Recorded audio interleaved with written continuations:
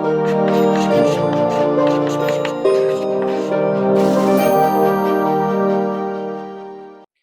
Friends, चलते हैं हम लोग अपने अगले टॉपिक पर इसी चैप्टर में। और ये बहुत इंपॉर्टेंट चैप्टर आपको बताइए बिजनेस स्टडीज के लिए। अब अगला पॉइंट आता है हमारा साझेदारी का, पार्टनरशिप का। तो ये भी एक फॉर्म ऑफ बिजनेस है। रिलेटिवली बड़ा है ये टॉपिक थोड़ा। एकल स्वामित्व से और उसके बाद से हम लोगों ने बात की थी हिंदू फैमिली बिजनेस की, तो उससे भी इन दोनों से कंपेरिजन में बड़ा है। तो इसमें एक से ज़्यादा वीडियोस लगेंगे, लेकिन आसान है। तो चलिए स्टार्ट करते हैं। साझेदारी होती क्या है? दो तीन चीजें समझना बहुत इंपॉर्टेंट है, जहां पर बच्चे गलत कर देते हैं। पहली बात तो साझेदारी का मतलब सिंपल जो समझ में आता है, बहुत ऑब्वियस है। एक से ज्यादा लोग आए, साथ में मिलकर के काम करना चाह रहे हैं, साझेदारी हो गई। लेकिन साथ में मिलकर के काम करना चाह रहे हैं किस उद्देश्य से? लाभ कमाने के उद्देश्य से। दो लोगों ने मिलकर के प्लॉट खरीद लिया और बाद में अपना अपना घर बना लिया आधा आधा, तो वो साझेदार नहीं है। दो लोगों ने मिलकर के कोई चैरिटेबल काम स्टार्ट किया, धर्मार्थ काम किया कि चलिए ऐसा करते हैं, सारे लोगों को हम लोग पढ़ाते हैं फ्री में, या फिर दवाइयाँ देना स्टार्ट करते हैं, या फिर बाढ़ आ गई है तो बाढ़ पीड़ितों के लिए कुछ काम करते हैं और दो लोग साथ आ गए, तो वो साझेदारी नहीं है। साझेदारी में लाभ कमाने का उद्देश्य बहुत इंपॉर्टेंट एलिमेंट है, ठीक है। जो हमारा साझेदारी अधिनियम है 1932 का, उसमें भी लाभ कमाने का जो उद्देश्य है ना, वो बहुत इंपॉर्टेंट चीज हो जाती है। ठीक, अच्छा। तो यही है कि दो से मतलब एक से ज्यादा लोग आ गए, दो या उससे ज्यादा लोग, कम से कम दो हो। एक से ज्यादा मतलब दो हो गया, तो दो या दो से ज्यादा। तो दो या दो से ज्यादा लोग जब आ जाएं साथ में और वो लोग कोई व्यवसाय लाभ कमाने के उद्देश्य से करें, तो उसको हम लोग साझेदारी बोल सकते हैं। अच्छा, अब इसमें इसका प्रादुर्भाव हुआ क्यों, ये क्यों आया एग्जिस्टेंस में? तो पहली बात है कि यार एकल स्वामित्व में पूंजी की कमी होती है। आपके पास ज्यादा पूंजी नहीं, आपको लग रहा है कि बिजनेस बड़ा कर सकते हैं, पूंजी की कमी है, या साथ में एक्सपर्टीज की कमी है कि यार ये वाला काम तो मैं अच्छा देख लेता हूँ, मतलब मुझे मार्केटिंग तो बहुत अच्छा आता है लेकिन प्रोडक्शन नहीं आता है, या ऑपरेशंस नहीं आते हैं, या फिर मुझे एडवर्टाइजमेंट उतना अच्छा नहीं आता, कुछ भी हो सकता है। तो वो सारे काम मुझे अच्छे से नहीं आते हैं, तो उसके लिए मैं किसी और इंसान को लेकर के आता हूँ जिसके पास वो स्किल हो, ठीक, कोई कौशल हो ऐसा, या फिर प्रबंधन नहीं हो पा रहा है, चीजें बड़ी हो गई हैं ज्यादा। तो इस तरह की चीजों की वजह से जहां पर एकल स्वामित्व में लिमिटेशन आ रही थी कि ये सीमाएं हैं, उन सीमाओं को थोड़ी हद तक दूर करता है साझेदारी फर्म। तो क्या क्या एक तो पूंजी कम थी, अकेला इंसान था, प्रबंधन आपको उतने अच्छे से नहीं आ सकता, कहीं कौशल की कमी होगी, साथ में अगर लॉस हो गया तो एकल स्वामित्व में अकेला इंसान को सब कुछ देना पड़ता था, उसका घर बिक जाता था, उसके हाथ से घड़ी उतार ली जा सकती है अगर इतना ज्यादा लॉस हो गया तो। अब साझेदारी में क्या होता है कि नुकसान भी होगा तो हम लोग अपने अपने अनुपात में बांट लेंगे, ठीक है। तो लाभ और हानि का अनुपात भी नॉर्मली डिसाइड कर लिया जाता है, और ये डिसाइड करके लिखा कहां पर जाता है, तो जिस डॉक्यूमेंट में लिखा जाता है उसको हम लोग बोलते हैं पार्टनरशिप डीड। क्या बोलते हैं? साझेदारी विलेख। अब साझेदारी विलेख में हम लोग लिख देते हैं क्या कि लाभ और हानि का अनुपात कितना होगा, कितने साझेदार होंगे, व्यवसाय करने का तरीका क्या होगा, बहुत सारी चीजें होती हैं। कक्षा 12 में आप लोग जब जाएंगे तो अकाउंटेंसी की दो किताबें होती हैं, लेखा शास्त्र की, जिसमें दूसरी किताब में हम लोग साझेदारी के लिए 4 चैप्टर्स हैं, बहुत इंपॉर्टेंट है board examination point of view से। तो वहां पर बहुत सारी डिटेल में बात करते हैं, साझेदारी विलेख की भी बात वहां पर होती है। तो पार्टनरशिप डीड में आपको ये समझना चाहिए कि साझेदारी प्रारंभ करने के लिए जरूरी नहीं है कि साझेदारी विलेख भी बनाना पड़े। आप समझ रहे हैं, मौखिक भी हो सकता है। दो लोग आए, उन्होंने साथ में बिजनेस करना स्टार्ट किया प्रॉफिट कमाने के उद्देश्य, तो उसको भी साझेदारी माना जा सकता है। तो आप सोचो कि अब तो कोई साझेदारी विलेख है नहीं, तो कहां से चीजें डिसाइड होंगी कि कितना लाभ बांटना चाहिए, क्या होना चाहिए? तो उस वाले केस में सामान्यतः जब भी सारी चीजें मेंशन नहीं किया जाती तो लाभ भी बराबर बराबर होता है, सारी चीजों को बहुत हद तक बराबर बराबर किया जाता है, और वो सारे जो क्लॉज हैं वो कहां पर लिखे हुए हैं, वो हमारे इसी अधिनियम में है। तो अगर साझेदारी विलेख में चीजें नहीं स्पष्ट हैं तो फिर जो अधिनियम में दे रखा है हम उसको मानेंगे, और अधिनियम के अंतर्गत ही साझेदारी विलेख भी बनता है, जिसमें कई चीजों को स्पष्ट किया जा सकता है। वहां पर आपको फ्रीडम होती है कि आप किस किस प्रोपोर्शन में लाभ का विभाजन कर सकते हो, और किसी का जिम्मेदारी होगी। कभी कभी ऐसा होता है कि किसी साझेदार को हम लोग इंटरेस्ट भी दे देते हैं, कैपिटल पर इंटरेस्ट मिलेगा या नहीं मिलेगा, वो सारी चीजें हम डिटेल में देखेंगे। तो ये सारी चीजें आप समझ रहे हैं, हुआ क्या कि लाभ कमाने का उद्देश्य इंपॉर्टेंट है, साझेदारी विलेख होगा, लेकिन अनिवार्य नहीं है। समझ रहे हैं, ये अनिवार्य नहीं है, नॉर्मली कर लेते हैं जिससे कि आगे कोई झगड़ा हो जाए तो फिर वहां पर चीजें रिजॉल्व हो पाए। तो ये आपको समझ में आ जाना चाहिए। अब यहाँ पर मैंने क्या लिखा हुआ, लाभ हानि का बंटवारा प्लस प्लस प्लस प्लस, मतलब बहुत सारी चीजें होती हैं तो साझेदारी विलेख में हम लोग मेंशन करते हैं। अच्छा, अब समझ लेते हैं हम लोग एक एक करके जो भी इसके लक्षण बोल सकते हैं, कैरेक्टरिस्टिक्स क्या है। तो स्थापना बहुत आसान होती है, मौखिक भी है तो चल जाएगा, आपको कराना है तो साझेदारी विलेख में आप करा लेते हो तो थोड़ा और ज्यादा पक्का हो जाता है।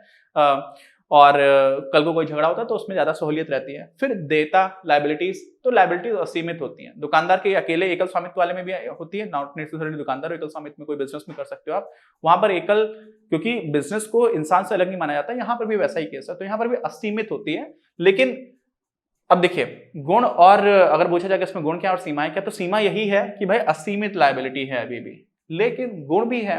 अब आप नुकसान को बांट सकते हो, तो साझेदार द्वारा संयुक्त और व्यक्तिगत रूप से उत्तरदायी होते हैं, उसको भी मैं समझाऊंगा। लेकिन पूर्व निर्धारित अनुपात में नॉर्मली जो देता रहती है, लायबिलिटी रहती है, उसको भी हम लोग देख लेते हैं। अब एक चीज आती है ज्वाइंटली एंड इंडिविजुअली। क्या बोलते हैं? संयुक्त रूप से भी आप जिम्मेदार हो और व्यक्तिगत रूप से भी हो। मान लीजिए 3 लोग हैं साझेदार, उन्होंने कोई बिजनेस किया, बिजनेस में बहुत नुकसान हो गया, जितना बिजनेस की संपत्तियां थी वो सारी बिक गई, उसके बाद भी नुकसान की भरपाई नहीं हो पाई जो आपने लोन ले रखा था। अब ऐसी स्थिति में 3 लोग हैं, मैं हूं, आप हैं और हमारा एक दोस्त है, हम 3 लोग मिलकर के पार्टनर हैं। ऐसी स्थिति में हम तीनों की जिम्मेदारी बनती है कि जितना भी ऋण बाकी है वो चुकाया जाए। लेकिन मान लीजिए आप रास्ते में धर लिए गए, ठीक है आपको पकड़ा गया और आपसे बोला गया कि आपको पैसे देने हैं, तो आपसे अकेले भी मांगा जा सकता है। अकेले क्यों मांगा जा सकता है?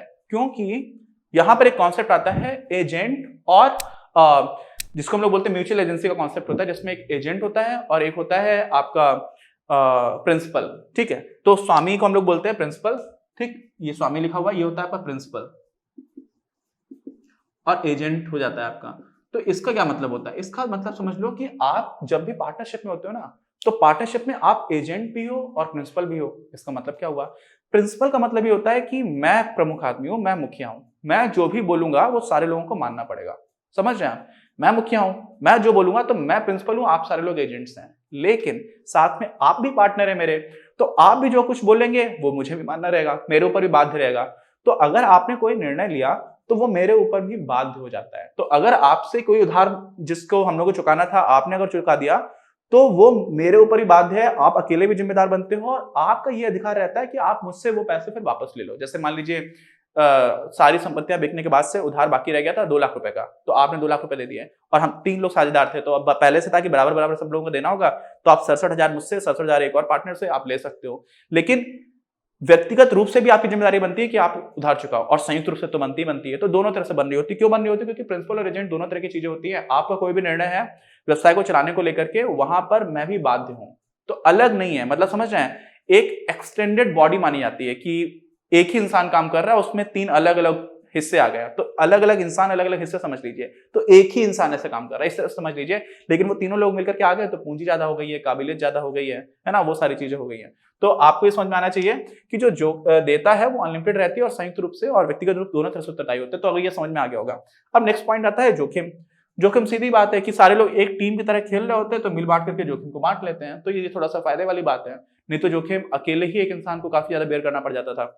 अच्छा, फिर निर्णय और नियंत्रण, इसमें कुछ फायदे भी है कुछ नुकसान भी है। सामान्यतः जो निर्णय लिया जाता है वो सारी आपसी सहमति से लिया जाता है, तो सहमति बनाने में कई बार क्या हो जाती है, देर हो जाती है। तो आपसी सहमति से अगर आप लोगे तो टाइम लगेगा, तो क्विक डिसीजन मेकिंग नहीं हो पाता, ये अवगुण है। लेकिन अच्छी बात क्या है, जब अकेला इंसान निर्णय ले रहा था तो उसके पास एक्सपर्टीज नहीं थी, उसको सारी जानकारी नहीं थी। अभी आप आपस में 3 लोग, अगर म्यूचुअल ट्रस्ट है, ठीक है, मान लीजिए 3 चीजें हैं, तो एक इंसान है वो सेल्स और मार्केटिंग देख रहा है, एक इंसान है वो प्रोडक्शन देख रहा है, और एक इंसान है जो हायरिंग देख रहा है, ठीक है, कि किसको हायर करना है, किसको देना है, और साथ में जो फाइनेंसेस है वो देख रहा है।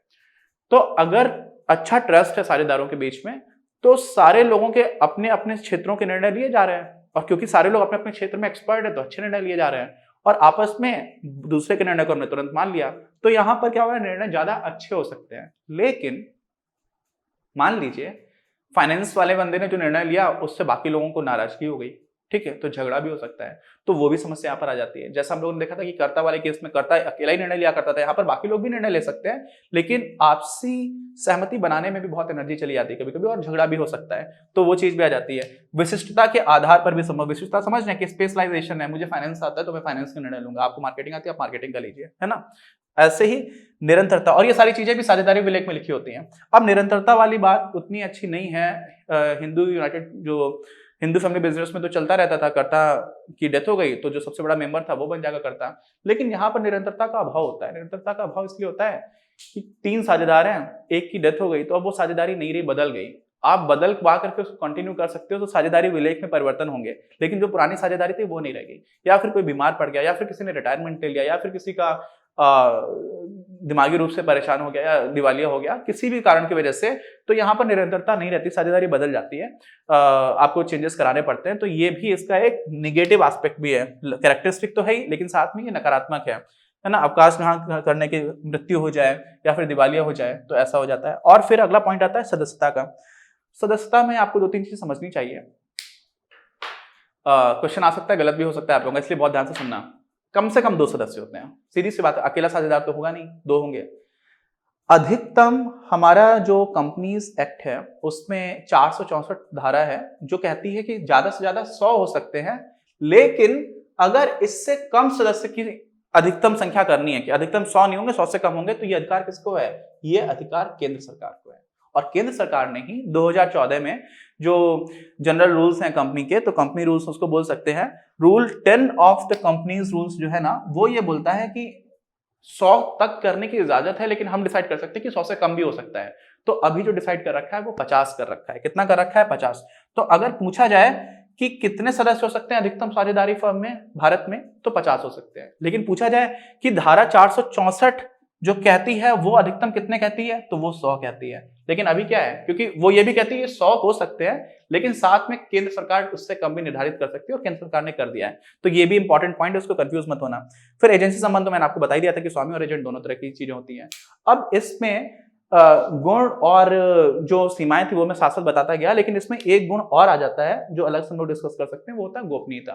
साझेदारी फर्म को कितना प्रॉफिट हुआ, कितना नुकसान हुआ, किस लोगों को हायर किया, किस तरह का बिजनेस है, सारी चीजें, मतलब बिजनेस इलीगल नहीं हो सकता, निश्चित रूप से कानूनी रूप से वैधानिक जो ये लाभ वाला उद्देश्य होता है ना, इसी के साथ ही लिखा रहता है कि लीगली ऐसा बिजनेस है उसको लीगली किया जा सके, कानूनी रूप से वैध हो, ऐसा नहीं अवैध बिजनेस नहीं कर सकते, तो उसको साझेदारी नहीं माना जाएगा, वो तो फिर क्राइम हो जाएगा। लेकिन ऐसा नहीं होता है कि आपको सारी चीजें डिटेल्स पब्लिक को बतानी है, और इसलिए गोपनीयता जो है ना वो यहाँ पर एक एडवांटेज हो जाती है, आपको किसी को बताने की आवश्यकता नहीं है।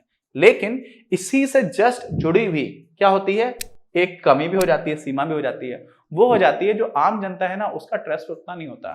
ठीक है, तो जो जन साधारण है उनको विश्वास की कमी रहती है। क्या रहती है? उनको विश्वास की कमी रहती है। क्यों रहती है विश्वास की कमी? क्योंकि आप कुछ बता नहीं रहे हो क्या चल रहा है अंदर, क्या नहीं चल रहा है। ठीक, तो हम लोगों ने साझेदारी फर्म्स को देख लिया जल्दी से।